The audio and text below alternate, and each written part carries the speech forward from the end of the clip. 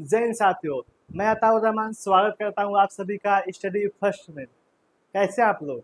I hope आप लोग अच्छे होंगे, मस्त होंगे और ज़बरदस्त होंगे। आइए, आज का क्लास है। आज का तीसरा क्लास है। आज तीसरा प्रैक्टिस सेट है जो एनटीपीसी और ग्रुप डी के पर्पज से चलाया जा रहा है। जो भी कैंडिडेट, जो भी विद्यार्थी अभी तक इस प्रैक्टिस सेट से ना जुड़े हों, वह जुड़ने का प्रयास करें और स्टडी फर्स्ट को सब्सक्राइब करना ना भूलें। आइए, आज का क्लास स्टार्ट करने से पहले आप लोगों के लिए कुछ लाइनें हैं जो इस प्रकार है कि जो कभी संघर्ष से परिचित नहीं होता कि जो कभी संघर्ष से परिचित नहीं होता, इतिहास गवाह है वो कभी चर्चित नहीं होता। बहुत ही अच्छी लाइन है कि जो कभी संघर्ष से परिचित नहीं होता, इतिहास गवाह है कि वो कभी चर्चित नहीं होता। आइए, इसी के साथ क्वेश्चन की तरफ बढ़ते हैं। आज का पहला क्वेश्चन है कि किस वेद को कर्मकांड ग्रंथ के रूप में जाना जाता है? किस वेद को कर्मकांड ग्रंथ के रूप में जाना जाता है? Option A Yajurveda, option B Samaveda, option C Rigveda, option D Atharvaveda. यह क्वेश्चन आरआरबी ग्रुप डी 2022 में पूछा गया है। यह क्वेश्चन आरआरबी ग्रुप डी 2022 में पूछा गया है। आज का जितना भी क्वेश्चन है सारा मोस्ट इम्पोर्टेंट क्वेश्चन है और सारा पीवाईक्यू है, यानी हर एक एग्जाम में पूछा गया है। आइए इसके बारे में चर्चा करते हैं कि कर्मकांड ग्रंथ के रूप में जाना जाता है। कर्मकांड, आइए यजुर्वेद के बारे में जानते हैं। ऑप्शन है इसमें यज्ञ और कर्मकांड की बात की गई है। यज्ञ और कर्मकांड की बात की गई है। यजुर्वेद इसके दो पक्ष हैं। इसके दो पक्ष हैं। ये शुक्ल पक्ष और कृष्ण पक्ष। शुक्ल पक्ष और कृष्ण पक्ष। सामवेद के बारे में जानते हैं। यह संगीत का जनक कहा जाता है। सामवेद को संगीत का जनक कहा जाता है। आइए ऋग्वेद ये सबसे पुराना वेद है। सबसे पुराना वेद माना जाता है ऋग्वेद को। सबसे पुराना वेद माना जाता है ऋग्वेद को। और इसमें ऋचाओं का जिक्र मिलता है, यानी कि इसमें मंत्रों का उल्लेख है। इसमें मंत्रों का उल्लेख है ऋग्वेद में। और इसमें क्या पूछा है? कर्मकांड ग्रंथ। इसमें इसका ऑप्शन ए सही आंसर है, क्योंकि इसमें यज्ञ और कर्मकांड की चर्चा की जाती है। आइए अथर्ववेद के बारे में जान लेते हैं। अथर्ववेद इसको जादू और इसमें जादू टोना की बात की गई है। और इसको जादू टोना और इस वेद त्रय में ऊपर से ये तीनों शामिल होते हैं। वेद त्रय में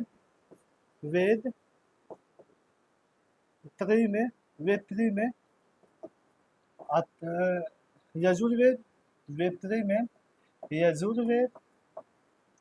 सामवेद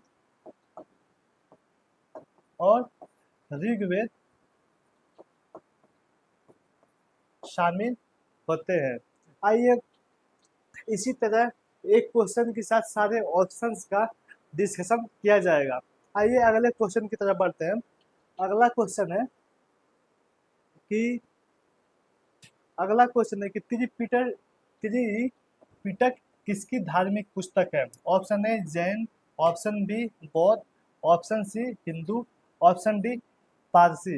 ये क्वेश्चन आरआरबी एनटीपीसी और ग्रुप डी के एग्जाम में पूछा गया। आइए इसके बारे में चर्चा करते हैं। त्रिपिटक क्या है? जब महात्मा बुद्ध का परिनिर्वाण हो गया था, यानी कि महात्मा बुद्ध की मृत्यु हो गई थी, तो उनके सारे वचनों का संकलन जहाँ किया गया वह त्रिपिटक में किया गया। इसको तीन भागों में विभाजित किया गया, जिसको सूत पिटक, जिसको पहला है सूत पिटक, दूसरा है विनय पिटक, विनय पिटक। तीसरा है अभिधम्म पिटक, अभिधम्म पिटक। यह 3 भागों में विभाजित किया गया और इसमें उल्लेख किया गया, इसमें बौद्ध धर्म के उपदेशों के बारे में बात की गई सूत पिटक में। विनय पिटक में बौद्ध धर्म के नियमों की बात की गई, नियमों की बात की गई। और अभिधम्म पिटक में इसमें जितने बुद्ध धर्म के सिद्धांत थे उस सिद्धांतों की चर्चा इसमें की गई। बुद्ध धर्म के जितने भी सिद्धांत हैं उस सिद्धांतों की चर्चा की गई, यानी त्रिपिटक एक बौद्ध ग्रंथ है। इसका ऑप्शन बी सही है। आइए अगले क्वेश्चन की तरफ चलते हैं। अगले क्वेश्चन की तरफ चलते हैं। अगला क्वेश्चन कुछ इस प्रकार है कि इस्लाम में या इसमें से क्या रहेगा, इस्लाम में किसी व्यक्ति द्वारा प्रतिवर्ष कमाई जाने वाली कुल धन के उस हिस्से को क्या कहा जाता है जिससे वह धर्मार्थ व्यय करता है, धर्मात्मा व्यय करता है। ऑप्शन ए इजरा, ऑप्शन बी मुदराबा, ऑप्शन सी जकात और ऑप्शन डी मुशरका। यह क्वेश्चन बहुत ही इजी क्वेश्चन है क्योंकि ये कुल धन का कितना परसेंट, यानी कि कहा जा रहा है कि इस्लाम में कौन सा ऐसा रीति और कौन सा ऐसा रिवाज है जिसमें व्यक्ति जितना पैसा कमाता है उसका कुछ हिस्सा लोगों में बांटता है, गरीबों में बांटता है। इसका ऑप्शन है सी जकात। इसका ऑप्शन सी जकात। ये जकात में अगर व्यक्ति कितना भी पैसा अपने पास रखा हो, एक साल में उसको 2.5% जकात निकालना होता है और ये पैसा गरीबों में और यतीमों में बांटा जाता है, गरीबों में और यतीमों में बांटा जाता है। ये क्वेश्चन पूछता है कि कितना परसेंट, तो 2.5%। आइए अगले क्वेश्चन की तरफ चलते हैं। अगला क्वेश्चन है, ये क्वेश्चन ग्रुप डी में पूछा गया है। अगला क्वेश्चन है कि रामकृष्ण मिशन की स्थापना 1897 में किसकी स्थापना, रामकृष्ण मिशन की स्थापना 1897 में किसके द्वारा की गई थी।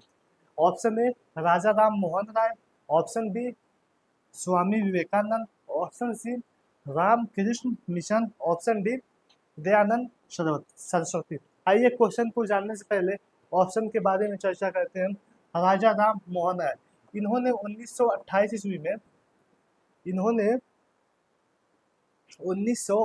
ईस्वी में एक समाज की स्थापना की जिसका नाम था ब्रह्म समाज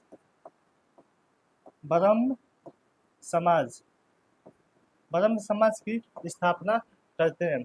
ये 1828 है, 1828 ब्रह्म समाज की स्थापना करते हैं। रामकृष्ण मिशन की स्थापना करने वाले हैं स्वामी विवेकानंद। स्वामी विवेकानंद के गुरु हैं रामकृष्ण परमहंस और इन्हीं के नाम से एक मिशन की स्टार्ट की जिसका नाम है रामकृष्ण मिशन। एक ऑप्शन डी है दयानंद सरस्वती ने एक मिशन ये भी स्टार्ट किए थे जिसका नाम था आर्य मिशन।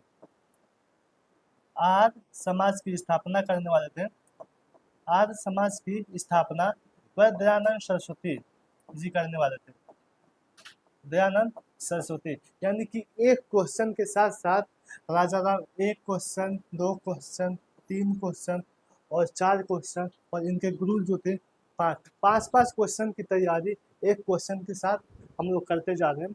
आइए अगले क्वेश्चन की तरफ चलते हैं। अगला क्वेश्चन ये है कि साइमन कमीशन, अगला क्वेश्चन ये है कि साइमन कमीशन कब भारत आया था। साइमन कमीशन भारत कब आया था। Option A 1927, option B 1928, option C 1929, option D 1930। यह क्वेश्चन आरआरबी ग्रुप डी 2018 में पूछा गया है। आइए इसके बारे में चर्चा करते हैं। साइमन कमीशन इसका गठन जो हुआ था 1927 में हुआ था। इसका जो गठन हुआ था 1927 में हुआ था। और ये भारत आता है 3 फरवरी 3 फरवरी 1928 में यह भारत आता है। और भारत में जब यह मुंबई पहुंचता है तो लोगों ने बहुत बड़ी मात्रा में लोगों ने हड़ताल कर दिया और साइमन गो बैक के नारे नारे लगाने लगे। क्योंकि जब साइमन भारत आया तो इसमें सारे सदस्य अंग्रेज थे, जिसमें 7 सदस्य थे और सारे के सारे अंग्रेज थे। तो अंग्रेज होने के कारण इसे श्वेत कमीशन के नाम से जाना जाता है। श्वेत कमीशन के नाम से जाना जाता है। श्वेत कमीशन के नाम से जाना जाता है। और यही कहा जाता है कि इसी का विरोध करते हुए लाहौर में लाला लाजपत राय जी इसी का विरोध कर रहे थे लाहौर में। और वहाँ पे लाठीचार्ज हो जाता है और लाठीचार्ज में उनके सर पे चोट आ जाती है और उसी चोट के कारण उनकी मृत्यु हो जाती है, लाला लाजपत राय की, जिन्हें पंजाब का केसरी या पंजाब कहा जाता है। इसका ऑप्शन ये है कि साइमन कमीशन भारत कब आया था। ऑप्शन यानी कि इसमें बना था और इसमें भारत आया था, यानी कि ऑप्शन बी इसका सही आंसर है। ऑप्शन बी इसका सही आंसर है। आइए आगे बढ़ते हैं। अगला क्वेश्चन है कि पृथ्वी के स्थल मंडल में सर्वाधिक कौन सी धातु पाई जाती है। पृथ्वी के स्थल मंडल में सॉरी पृथ्वी के स्थल मंडल में सर्वाधिक कौन सी धातु पाई जाती है। कौन सी धातु पाई जाती है। आइए इसके बारे में चर्चा करते हैं कि मान लीजिए ये जो पृथ्वी गोल है, यानी कि जो पृथ्वी गोल है ये केंद्र बिंदु है। यहाँ से ऐसे काट के इसको हम निकालते हैं तो इस तरफ है कि ये पृथ्वी गोल है और इसको 3 भागों में डिवाइड किया जाता है। 3 भागों में। तो इसको कहते हैं क्रस्ट, इसको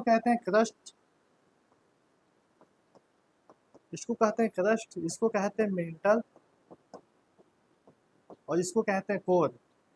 क्रस्ट, मेंटल, कोर। और क्रस्ट के जो ऊपरी भाग इसको कहते हैं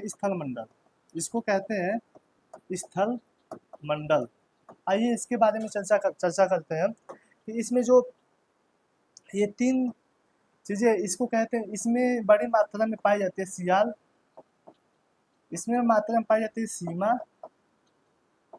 और इसमें पाई जाती है नीफे यानी कि सिलिका, यानी कि जो इस पे डिस्कशन करें इसको सिलिका यानी कि सिलिका और एल्यूमिनियम यानी कि एल्युमिनियम इसमें बड़ी मात्रा में पाई जाती है। ऑप्शन इसका सी सही है। ऑप्शन इसका सी सही है। आइए मेंटल के बारे में जानते हैं कि मेंटल में सिलिका और मैग्नीशियम, यानी कि इसमें मैग्नीशियम पाया जाता है, और इसमें निकेल और फेरस यानी लोहा यहाँ बड़ी मात्रा में पाया जाता है। यानी कि जो क्रस्ट में पाया जाता है वह है सियाल, मेंटल में सीमा और कोर में नीफे। ये रहा इसका डिस्कशन और ये रहा इसका क्वेश्चन। ये क्वेश्चन आरआरबी, एएलपी और टेक्नीशियन 2018 में पूछा गया है। आइए अगले क्वेश्चन की तरफ चलते हैं। अगला क्वेश्चन है कि कौन सा महाद्वीप क्षेत्रफल के अनुसार सबसे बड़ा है। Option A Asia, option B Africa, option C उत्तरी अमेरिका, ऑप्शन डी दक्षिणी अमेरिका। यह क्वेश्चन आरआरबी ग्रुप डी 2018 में पूछा गया है। आइए इसके बारे में डिस्कशन करते हैं कि महाद्वीपों की संख्या 7 है। कुल महाद्वीपों की संख्या 7 है। पहले सबसे बड़ा से सबसे छोटा की तरफ चलते हैं। सबसे बड़ा महाद्वीप है एशिया। सबसे बड़ा महाद्वीप है एशिया। सबसे बड़ा महाद्वीप है एशिया। उसके बाद आता है दूसरे नंबर पे, वह है अफ्रीका। वह है अफ्रीका। और तीसरे नंबर पे आता है वह है उत्तर अमेरिका। उत्तर अमेरिका, उत्तरी अमेरिका।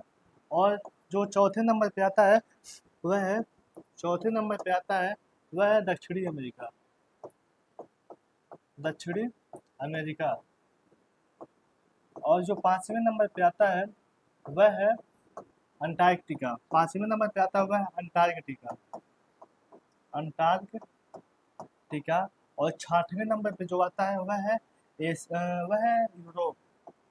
वह है यूरोप। और सातवें नंबर पे आता है, सातवें नंबर यानी कि सबसे छोटा महाद्वीप, वह है ऑस्ट्रेलिया। सबसे छोटा महाद्वीप वह है ऑस्ट्रेलिया। ये रहा आपका महाद्वीपों का डिस्कशन। इसी तरह से हम आगे बढ़ते हुए चलेंगे ताकि जो भी टॉपिक आए उस टॉपिक को एकदम क्लियर करते हुए क्वेश्चन के थ्रू आगे बढ़ते चलेंगे। अगला क्वेश्चन है जो इस प्रकार है कि पाक स्ट्रेट किन दो भागों को जोड़ता है? पाक स्ट्रेट किन दो भागों को जोड़ता है? ऑप्शन ए अमेरिका और कनाडा। ऑप्शन बी उत्तरी कोरिया, दक्षिणी कोरिया। ऑप्शन सी भारत और श्रीलंका। ऑप्शन डी रूस और यूक्रेन। ये क्वेश्चन आरआरबी एनटीपीसी CBT2 में पूछा गया है। आइए इसके बारे में चर्चा करते हैं कि पाक स्ट्रेट ये पड़ता है भारत और श्रीलंका के मध्य। भारत और श्रीलंका के मध्य। भारत और श्रीलंका के मध्य ये स्टेट पड़ता है। और जो स्टेट है इसका जो काम है दो स्थलों को जोड़ना। स्टेट दो स्थलों को जोड़ने का काम करता है और दो जल भागों को तोड़ने का, अलग अलग करने का काम करता है। और इसी के एवज में एक होता है जल संधि। इसी के एवज में एक होता है जल संधि। जल संधि का काम है कि दो स्थलों को अलग करना और दो जलमार्गों को जोड़ना। यानी कि पाक जो जल संधि है, पाक जो जल संधि वह भारत और श्रीलंका को अलग करती है। और जो पाक स्ट्रेट है यह भारत और श्रीलंका को जोड़ने का काम करती है। इसका ऑप्शन सी सही है। आइए अमेरिका और कनाडा के बारे में जानते हैं। अमेरिका और कनाडा ये 49 डिग्री जो रेखा है, 49 डिग्री जो समांतर रेखा है, ये अमेरिका और कनाडा को एक दूसरे से अलग करती है। इसका क्वेश्चन 8 का ऑप्शन सी सही है। यह क्वेश्चन आरआरबी एनटीपीसी में पूछा गया है। आइए अगले क्वेश्चन की तरफ चलते हैं। अगला क्वेश्चन है जो इस प्रकार है कि कौन सा विटामिन अगला क्वेश्चन है कि कौन सा विटामिन रक्त का थक्का जमाने के लिए आवश्यक प्रोटीन और कैल्शियम को सक्रिय करता है? यह क्वेश्चन बहुत ही इम्पोर्टेंट है। और ऑप्शन ए इसका है vitamin A. Option B vitamin K. Option C vitamin D. और ऑप्शन डी विटामिन सी। आइए इसके बाद सारे ऑप्शंस के बारे में चर्चा करते हैं कि विटामिन ए इसका रासायनिक नाम है रेटिनॉल। और इसकी कमी से जो होता है वह होता है रतौंधी रोग। यह रतौंधी रोग होता है। इसकी कमी से होने वाले जो रोग है वह रतौंधी रोग होते हैं। विटामिन के इसका नाम है फिलोक्विनोन। इसका रासायनिक नाम है फिलोक्विनोन। इसका रासायनिक नाम है फिलोक्विनोन। विटामिन का रासायनिक नाम हर एक एग्जाम में पूछा जाता है। विटामिन का रासायनिक नाम हर एक एग्जाम में पूछा जाता है। और विटामिन के का जो रासायनिक नाम है वह है फिलोक्विनोन। और इसकी कमी से जो विटामिन रक्त का थक्का जमाने के लिए आवश्यक प्रोटीन और जब हमारी जगह से कुछ कट जाता है, जब हमारे बॉडी में कहीं कट जाता है तो वहाँ से बहुत ज़्यादा मात्रा में ब्लड निकलने लगती है। और देखते होंगे कि हम कुछ ही समय के बाद वह ब्लड वहाँ से निकलना बंद हो जाता है। तो यही अगर हमारे बॉडी में विटामिन के की कमी हो जाए तो वह ब्लड निकलता ही चला जाएगा, बंद नहीं होगा। इसलिए कहा जाता है कि ये जो विटामिन के है ये विटामिन का रक्त का थक्का जमाने में रक्त का थक्का जमाने में मदद करता है। और ये जो प्रोटीन है यही विटामिन के में एक प्रोटीन पाया जाता है जिसका नाम है हिपेरिन प्रोटीन। हिपेरिन प्रोटीन यही मुख्य भूमिका निभाता है। आइए ऑप्शन सी के बारे में चर्चा करते हैं। ऑप्शन डी और विटामिन डी को हम कहते हैं कैल्सीफेरॉल। विटामिन डी का रासायनिक नाम है कैल्सीफेरॉल। कैल्सीफेरॉल इसकी कमी से बच्चों में होता है रिकेट्स रोग। बच्चों में होता है रिकेट्स रोग। और विटामिन सी है इसका नाम है एस्कॉर्बिक एसिड। इसका नाम है एस्कॉर्बिक अम्ल और इसकी कमी से होने वाला रोग स्कर्वी रोग होता है। स्कर्वी रोग यानी कि मसूड़ों से खून आना इसी के कमी के कारण होता है। आइए अगले क्वेश्चन की तरफ चलते हैं। अगला क्वेश्चन है जो इस प्रकार है, मानव शरीर की सबसे लंबी हड्डी कौन सी है? मानव शरीर की सबसे लंबी हड्डी कौन सी है? मानव शरीर की सबसे लंबी कौन सी है? ऑप्शन है femur, option B stapes, option C mandible, option D tibia. आइए इसके बारे में जानते हैं कि मानव शरीर की सबसे लंबी हड्डी कौन सी है। उसका नाम है फीमर। उसका नाम है फीमर। यह जांग में पाई जाती है। यह जांग में पाई जाती है। इसका आंसर है ऑप्शन ए सही है। ऑप्शन बी पे है कि स्टेपिस। स्टेपिस यह कान की हड्डी है। यह कान में पाई जाती है और यह शरीर की सबसे छोटी हड्डी है। यह शरीर की सबसे छोटी हड्डी है। अब आते हैं ऑप्शन सी मैंडिबल। मैंडिबल ये इसे जबड़े की हड्डी कहते हैं। इसे जबड़े की हड्डी कहते हैं। ये पूरे बॉडी की सबसे कठोर ये पूरे बॉडी की सबसे कठोर हड्डी है, सबसे मजबूत हड्डी। सबसे पूरे बॉडी की सबसे मजबूत हड्डी कहते हैं मैंडिबल की। ये मैंडिबल ये इसको कहते हैं मैंडिबल। ये पूरे शरीर की सबसे मजबूत हड्डी है। ये टिबुला एंड फेबुला टिबुला और फेबुला ये पैर की हड्डी है। ये पैर की हड्डी है यानी कि इसका ऑप्शन ए है वो सही है कि शरीर की सबसे लंबी हड्डी है वह फीमर की है। यह क्वेश्चन आरआरबी ग्रुप में पूछा गया है। यह क्वेश्चन आरआरबी ग्रुप डी में पूछा गया है। आइए अगले क्वेश्चन की तरफ चलते हैं कि अगला क्वेश्चन यह है कि सामान्यतः मनुष्य में कितनी जोड़ी गुणसूत्र पाए जाते हैं? सामान्यतः मनुष्य में कितनी जोड़ी गुणसूत्र पाए जाते हैं? कितनी जोड़ी गुणसूत्र पाए जाते हैं? ऑप्शन ए 22 जोड़ी, ऑप्शन सी 44 जोड़ी, ऑप्शन डी 23 जोड़ी, ऑप्शन सी 23 जोड़ी, ऑप्शन डी 1 जोड़ी।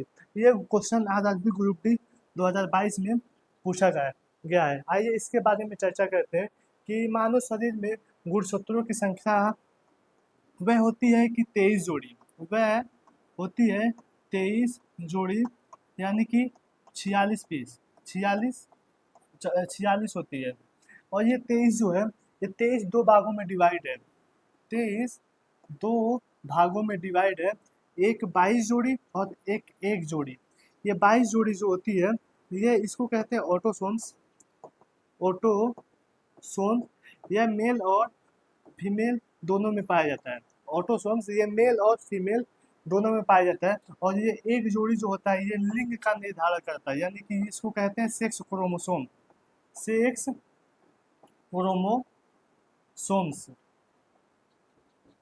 क्रोमोसोम्स ये इसका यानी कि जो पुरुष है पुरुष में इसकी ये एक्स और वाई होता है।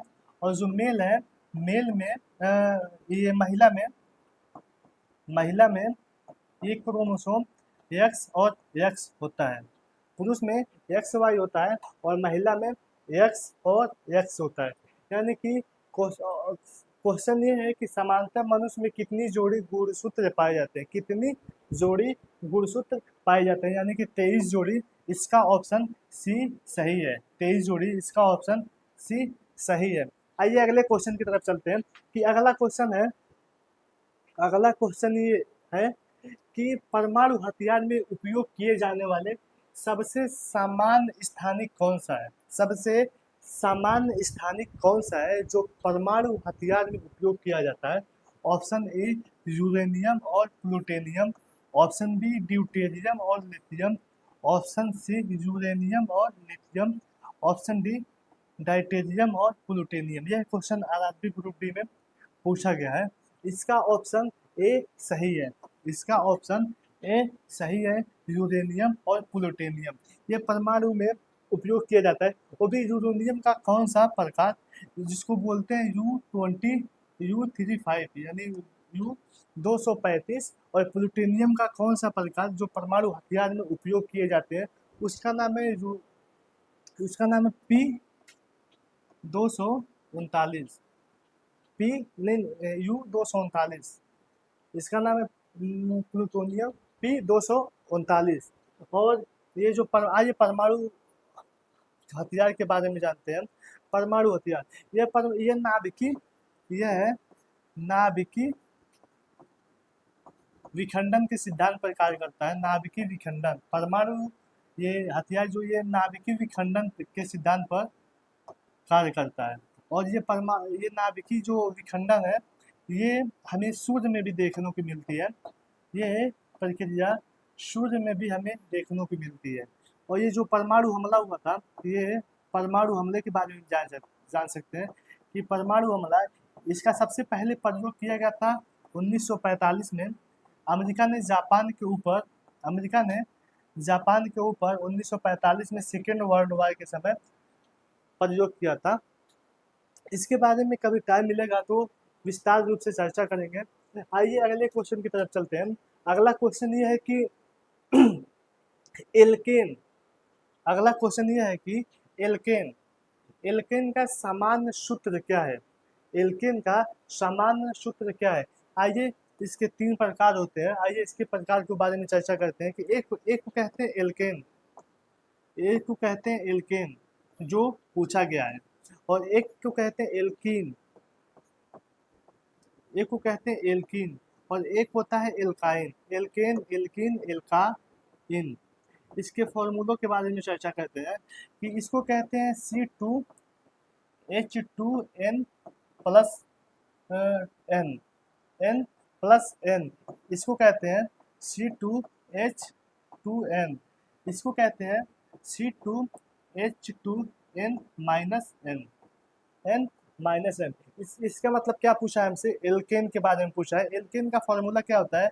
C2H2N plus N, N plus N। इसका ऑप्शन सी सही है। इसका ऑप्शन सी सही आंसर है। ये जो है ये एल्काइन का है, ये एल्काइन का है, और ये जो है ये एल्कीन का है। ये एल्कीन का सूत्र है। आइए अगले क्वेश्चन की तरफ चलते हैं। अगला क्वेश्चन ये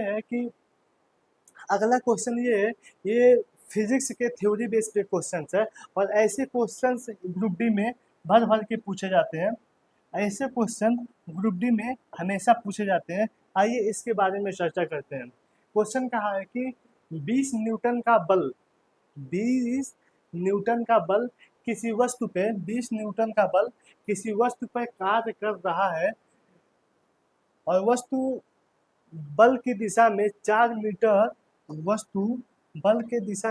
मीटर के माध्यम से विस्थापित हो तो किया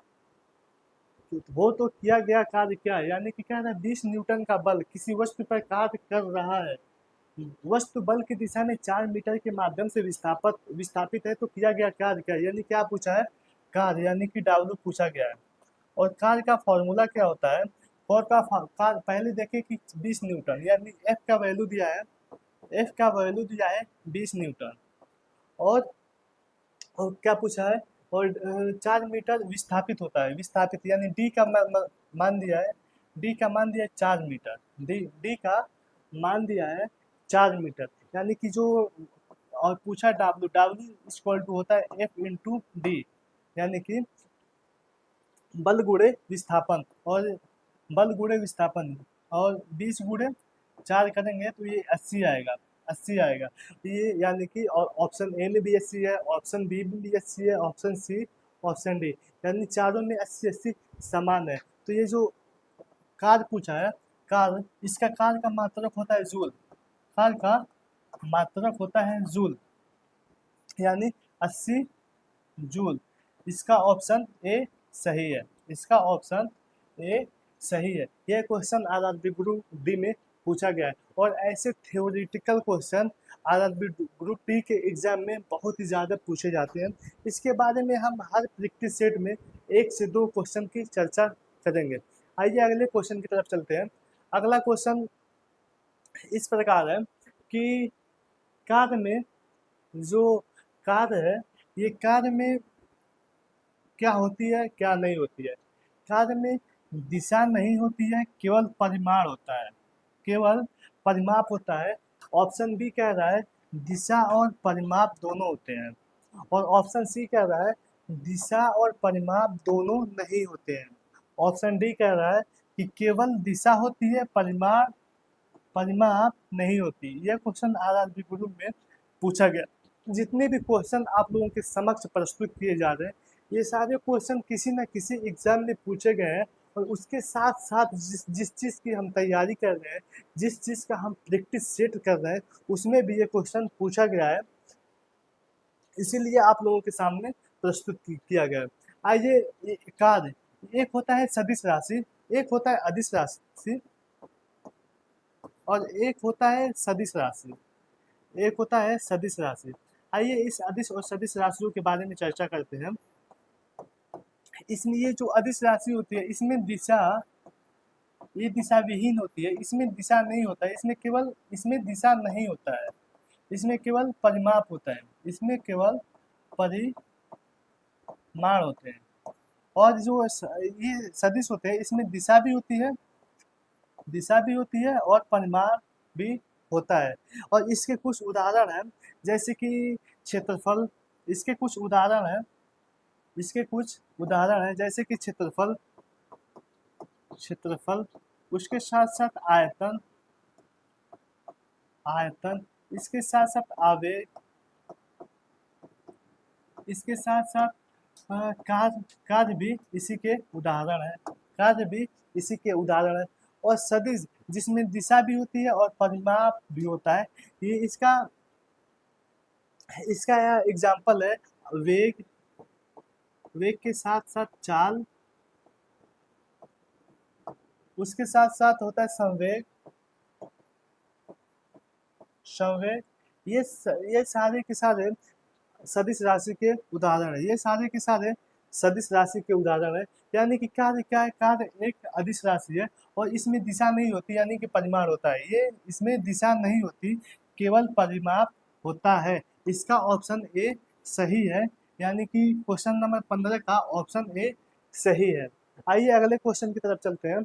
अगला क्वेश्चन इस प्रकार है कि भारतीय, यहाँ से पॉलिटी का क्वेश्चन स्टार्ट होता है, यहाँ से पॉलिटी का क्वेश्चन स्टार्ट होता है।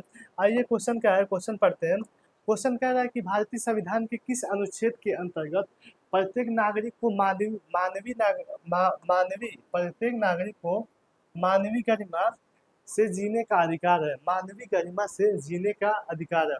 ये ऑप्शन ए अनुच्छेद 21, ऑप्शन बी अनुच्छेद 14, ऑप्शन सी अनुच्छेद 20, और ऑप्शन डी अनुच्छेद 15। ये क्वेश्चन आरआरबी ग्रुप डी में पूछा गया है। आइए इसके जो ऑप्शंस है, ऑप्शंस के बारे में चर्चा करते हैं।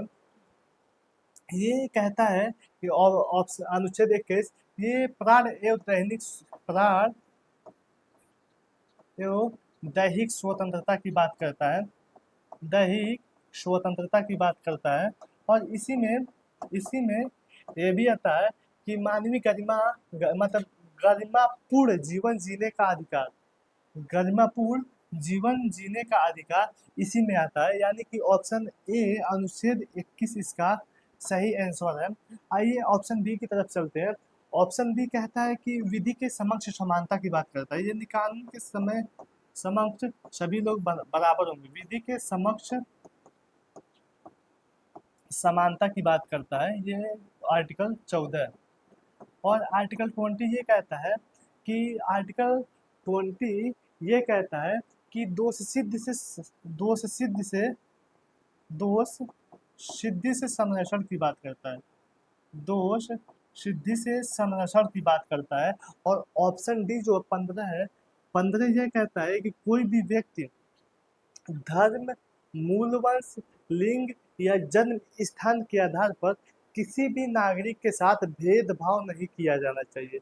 धर्म, मूलवंश, जाति, लिंग और उसके जन्म स्थान के आधार पर किसी भी व्यक्ति के साथ भेदभाव नहीं किया जाना चाहिए, ये आर्टिकल 15 कहता है। आइए अगले क्वेश्चन की तरफ बढ़ते हैं। अगला क्वेश्चन ये है कि भारतीय संविधान की प्रथम बैठक कब हुई थी? भारतीय संविधान की प्रथम बैठक कब हुई थी? ऑप्शन ए 26 दिसंबर 1946, ऑप्शन बी 26 जनवरी 1947, ऑप्शन सी 9 दिसंबर 1946 और ऑप्शन डी 26 नवंबर 1945। यह question RRB, NTPC, ALP technician में पूछा गया है। आइए इसके बारे में चर्चा करते हैं कि भारतीय संविधान के बारे में चर्चा करते हैं। भारतीय संविधान की प्रथम बैठक जो हुई थी, भारतीय संविधान की प्रथम बैठक हुई थी, प्रथम बैठक हुई थी ये 9 दिसंबर 1946 को प्रथम बैठक हुई थी। और इसमें डॉक्टर सच्चिदानंद सिन्हा को अस्थायी अध्यक्ष बनाया गया था। अस्थायी अध्यक्ष बनाया गया था। ये किसको बनाया गया था? डॉक्टर सच्चिदानंद सिन्हा को। सच्चिदानंद सिन्हा जी को अस्थायी अध्यक्ष बनाया गया। इसी के 2 दिन बाद बैठक होता है 11 दिसंबर 1946 को। 11 दिसंबर 1946 को संविधान सभा की दूसरी बैठक होती है और इसमें डॉक्टर राजेंद्र प्रसाद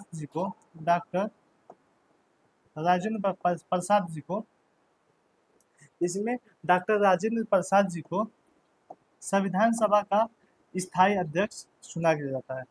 संविधान सभा का स्थायी अध्यक्ष चुना जाता है डॉक्टर राजेंद्र प्रसाद जी को। ये रहे भारतीय संविधान की प्रथम बैठक और भारतीय संविधान सभा की प्रथम बैठक। ये रहा संविधान सभा की प्रथम बैठक, ये रहा संविधान सभा की द्वितीय बैठक। और ये क्वेश्चन क्या पूछा कि संविधान सभा की प्रथम बैठक कब हुई थी? इसका ऑप्शन सी सही है। इसका ऑप्शन सी सही है। आइए आगे अगले क्वेश्चन की तरफ चलते हैं। अगला क्वेश्चन कुछ इस प्रकार है कि भारतीय संविधान को कब अपनाया गया? भारतीय संविधान को कब अपनाया गया, इसके बारे में कुछ चर्चा करते हैं कि भारतीय संविधान को कब अपनाया गया। ऑप्शन ए 26 जनवरी 1950 को, ऑप्शन बी 26 नवंबर 1950 को, ऑप्शन सी 22 जुलाई 1947 को, ऑप्शन डी 24 जनवरी 1950 को। आइए इसके बारे में चर्चा करते हैं। इसके ऑप्शंस को देखते हैं कि भारतीय संविधान को कब अपनाया गया। 26 जनवरी 1950 को भारतीय संविधान को लागू किया गया था। इस दिन लागू किया गया था और अपनाया गया था 26 जनवरी 1950 को। 26 नवंबर 1950 को अपनाया गया था और लागू किया गया था 26 जनवरी 1950 को। आइए इसके बारे में चर्चा करते हैं कि 22 जुलाई को क्या हुआ था। 22 जुलाई को तिरंगे को अपनाया गया था और इसी के एवज में 24 जनवरी को यहाँ राष्ट्रगान को अपनाया गया था। 22 जुलाई को राष्ट्रीय ध्वज को और 24 जनवरी 1950 को राष्ट्रगान को अपनाया गया था। आइए अगले क्वेश्चन की तरफ बढ़ते हैं। अगला क्वेश्चन है कि भारतीय संविधान का कौन सा अनुच्छेद नए राज्यों के गठन की बात करता है? किसकी बात करता है? नए राज्यों की गठन की बात करता है, यानी नए राज्यों की गठन की बात करता है। भारतीय संविधान का कौन सा अनुच्छेद नए राज्यों की गठन की बात करता है? अनुच्छेद 3, अनुच्छेद 17, ऑप्शन सी अनुच्छेद 22, ऑप्शन डी अनुच्छेद 9। आइए इसके बारे में बात करते हैं। इसका ऑप्शन ए सही है। अनुच्छेद 3 ये कहता है, अनुच्छेद ये 3 ये कहता है कि भारत को नए भारत में नए राज्यों की स्थापना की बात करता है और उसके नामों में परिवर्तन की बात ये अनुच्छेद 3 कहता है। अनुच्छेद 3 ये कहता है कि अ, नए राज्यों की स्थापना नए राज्यों की स्थापना की बात करता है और उसके साथ साथ इस नए राज्यों की स्थापना की बात करता है और उसके साथ साथ उसके उसके नामों में परिवर्तन की बात भी आर्टिकल 3 कहता है। और इसके 1900 अनुच्छेद 17 ये कहता है, अनुच्छेद 17 ये कहता है कि ये अस्पृश्यता का अंत की बात करता है, यानी कि किसी भी व्यक्ति को उसकी जाति, उसके नस्ल, उसके धर्म के आधार पे भेदभाव नहीं किया जाना चाहिए, भेदभाव नहीं किया जाना चाहिए, ये अनुच्छेद 17 कहता है। अनुच्छेद 22 ये कहता है कि गिरफ्तारी से संरक्षण की बात करता है, गिरफ्तारी से संरक्षण की बात करता है, गिरफ्तारी से संरक्षण की बात करता है। अनुच्छेद अनुच्छेद 22 अनुच्छेद ये कहता है 9 ये कहता है, अनुच्छेद 9 ये कहता है कि अगर आप किसी भी देश की नागरिकता ग्रहण करते हैं, जैसे कि आप भारत के नागरिक हैं, आप कनाडा में गए और कनाडा की नागरिकता ग्रहण कर लिए, तो आपको आपकी भारत की नागरिकता स्वतः ही समाप्त हो जाएगी। यानी कि अनुच्छेद 9 ये कहता है कि आप किसी देश की नागरिकता ग्रहण करते हैं तो भारत की नागरिकता आप खो देंगे, ये आर्टिकल 9 कहता है। आइए अगले क्वेश्चन की तरफ। आज का अंतिम क्वेश्चन है, आज का अंतिम क्वेश्चन है कि भारत के पहले मुस्लिम राष्ट्रपति कौन थे? भारत के पहले मुस्लिम राष्ट्रपति कौन थे? पहले मुस्लिम राष्ट्रपति। आइए राष्ट्रपति के बारे में चर्चा करते हैं कि भारत के पहले जो राष्ट्रपति थे उनका नाम था राजेंद्र प्रसाद। उनका नाम था राजेंद्र प्रसाद जी, भारत के प्रथम राष्ट्रपति थे और इनका कार्यकाल था 1952 से 1962 तक, 1952 से 1962 तक। दूसरे थे सर्वपल्ली राधाकृष्णन दूसरे नंबर के राष्ट्रपति है और इनका कार्यकाल था 1962 से 1967। और तीसरे नंबर पे आते हैं जाकिर हुसैन। तीसरे नंबर पे आते हैं जाकिर हुसैन और इनका जो कार्यकाल रहा वह रहा 1967 से 69 तक, यानी कि 2 वर्ष तक रहे और इन्हीं के कार्यकाल में इनकी मृत्यु हो जाती है। और जो अगले रहे अगले उनका नाम है वीवी गिरी और जो इनके अगले रहे 5वें नंबर के वह है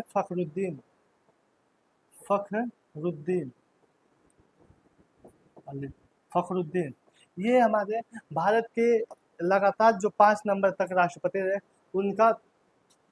उनका नाम है। और ये क्वेश्चन आरआरबी ग्रुप में पूछा गया है कि भारत के प्रथम मुस्लिम राष्ट्रपति कौन थे, यानी कि ये भी और ये राधाकृष्णन ये मुस्लिम नहीं थे, ये डॉक्टर जाकिर हुसैन ये मुस्लिम थे, यानी कि इसका ऑप्शन ए सही है, ऑप्शन ए सही है। इनका कार्यकाल रहा 1967 से 69 तक और इनकी कार्यकाल के दौरान इनकी मृत्यु हो जाती है, तो इसका ऑप्शन ए सही है। और आज का ये लास्ट क्वेश्चन था। इसी के साथ हम अपनी क्लास को यहीं पे रोकते हैं और आप लोगों से ये कहना है कि जो भी स्टूडेंट आरआरबी ग्रुप बी और एनटीपीसी की तैयारी कर रहे हैं वह स्टडी फर्स्ट के चैनल को सब्सक्राइब जरूर करें। आज ये ग्रुप बी का तीसरा प्रैक्टिस सेट था। इसी तरीके से आप जीएस की प्रैक्टिस सेट को डेली करें और अपनी तैयारी को मजबूत करें। आइए मिलते हैं अगले प्रैक्टिस सेट में और अगले टॉपिक के साथ। ओके, जय हिंद।